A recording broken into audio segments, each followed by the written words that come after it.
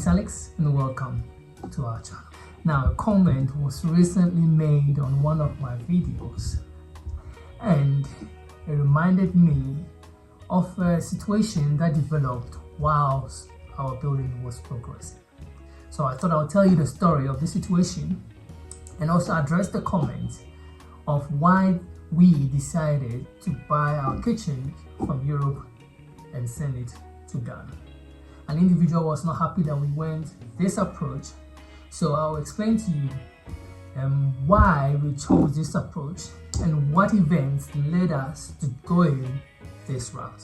And hopefully maybe that will teach individuals a lesson of how to approach this situation if you go through a similar or a building in Ghana and you need to furnish your house.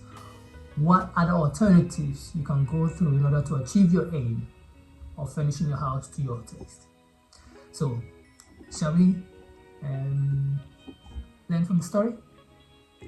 Well, the situation began when my wife and I realized that our building is progressing.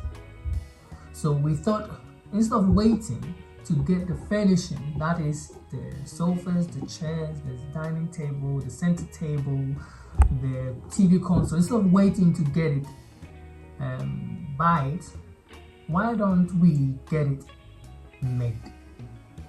As Ghana has many beautiful creative artisans, so we thought, why don't we get it made? At least a local individual can help us achieve our aim and the aesthetics that we want. So we went ahead and inquired of many artisans and we settled on one.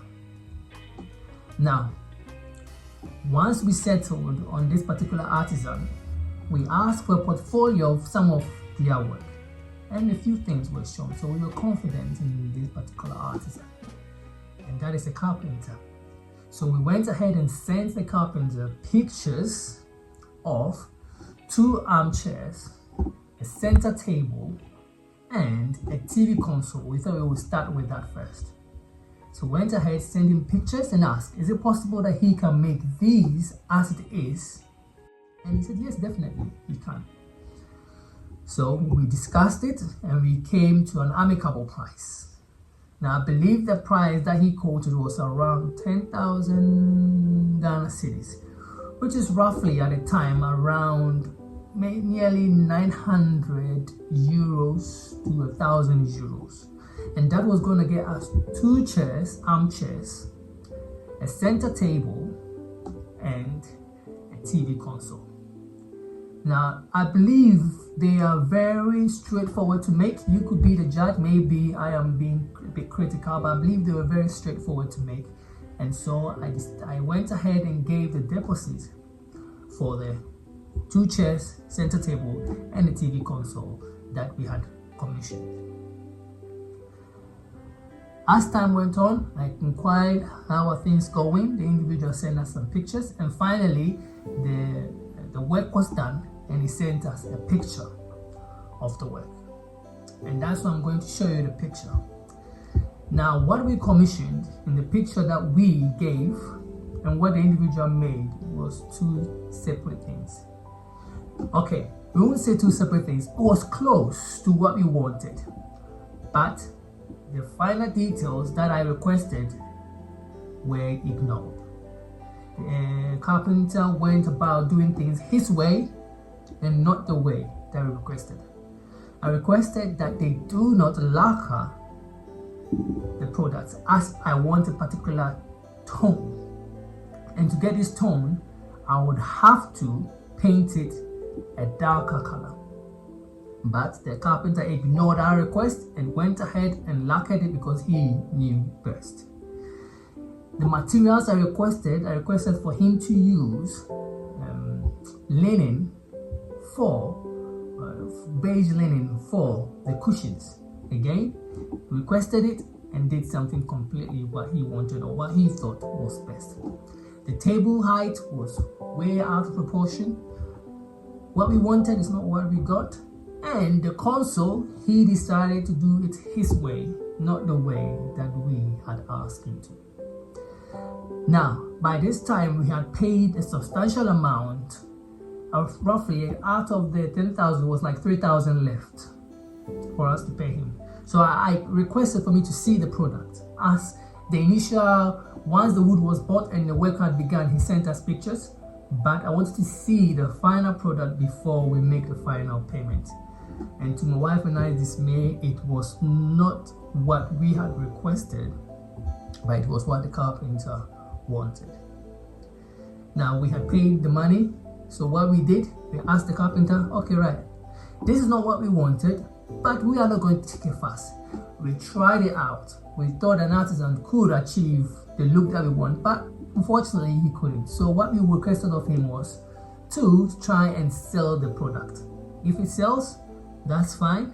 If it doesn't sell, when the time is right, we will come collect it and get it polished or get it redone, refinished the way we wanted it. So this whole situation taught us that not everyone can help us achieve the aesthetics that we want.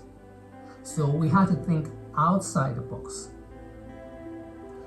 We had to think of ways to get what we want without compromising. So what we did, that's why we decided to buy certain finishings from where we are and ship it to Ghana. And maybe you might want to do such a thing. You might want to buy from where you are and ship it to Ghana. Sometimes the prices that are quoted in Ghana are astronomical. For example, the kitchen that we wanted, we were quoted in Ghana for someone to make it for us for about 5,000 euros. To us, that was astronomical because we have a budget that we have to stick to. So that's why we went 5,000 euros. Please show me the finishes that you have. And the finishes they had, they could not achieve what color my wife wanted. So it meant that we have to think outside the box and go the other route. And because I'm always looking for bargains here, and the house that we are in, another project we finished, we did it our own way and we looked for different finishes. So I was able to achieve my aim by acquiring it at a better price. So maybe you might want to do the similar thing. Maybe the finishing, if you want to pay top dollar in Ghana, I'm sure you can get the top dollar, but it means that you're going to spend 10,000 on the kitchen. It means you're going to spend 15,000 on the kitchen, and I don't have that money to spend on the kitchen. In fact, I'd rather spend it on a land and replicate what I'm doing, because that is what will benefit us in the long run, in the future. So I hope maybe the story that I'm telling you can help you. Maybe many people are going through a similar situation. If you want to leave your comment below so that others can learn from it, and we all can, help the artisans in Ghana. We can go to them, but if you're going to get something done, it looks like you have to be on the ground and specify exactly what you want.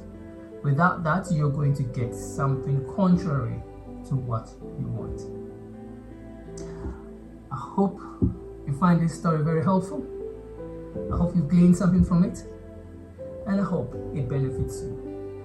Please, if you haven't subscribed, please subscribe, like, and share so that we can continue to bring you our journey.